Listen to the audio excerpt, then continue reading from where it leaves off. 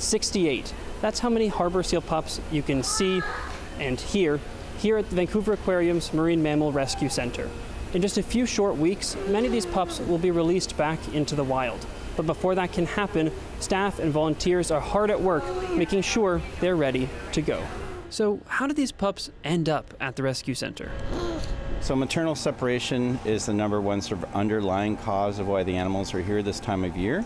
And that can happen for all sorts of reasons, primarily human activity. All of our animals are coming from busy places where humans are and taking up space and making noise and often interfering with that natural process. So, but you know, once an animal is separated from mom, things can go downhill very, very quickly.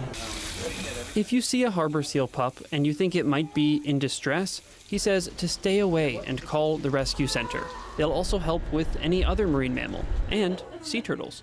So this is our hospital area. Most rescued seal pups really just need a chance to get back on their feet, or I guess flippers.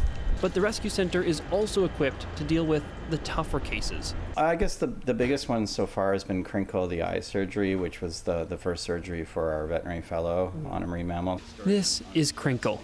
She's one of those pups who's needed a bit more attention. Crinkle went through a pretty hard time. I think someone shot him with like plastic shot. And on purpose, so that was not very nice. So he's dealing with that, or she, sorry. We have a pretty awesome training program, so we take another veterinarian for a year. We call it our veterinary fellowship. Our program really gives them some incredible hands-on trainings. Because Crinkle is permanently blind, she can't be released back into the wild. But the good news, the Vancouver Aquarium can take her in, or find another facility able to give her a long-term home. Crinkle can tell a really great story on the threats that these guys face, you know, how human activity and human expansion affects these guys. You have 68 pups here right now.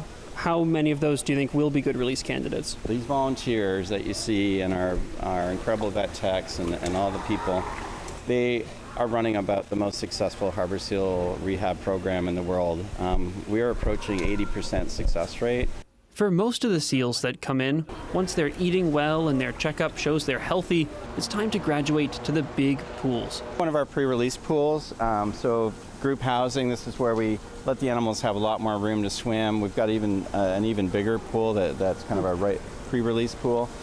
So really it's a matter of putting the animals together, making sure they can compete for food, they're actively able to get the fish, actively swallowing, and doing a lot more swimming, a lot more diving, and really getting into condition for being back out in the wild. So how long would these guys have been here? Guys and gals?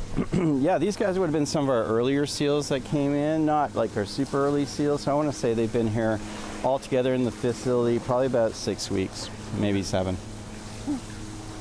They're having a great time. They are goofballs, yeah, and they're very funny together. Yeah, they're always up to something, that's for sure. Yeah, it's good to see them really healthy and kind of getting back to being real seals. Yeah. These adorable pups have a bright future ahead of them, whether they end up splashing around back in the ocean or as a beloved and pampered addition to the aquarium. And it's all thanks to the dedicated team here making it possible. Darius Mahdavi, CBC News, Vancouver.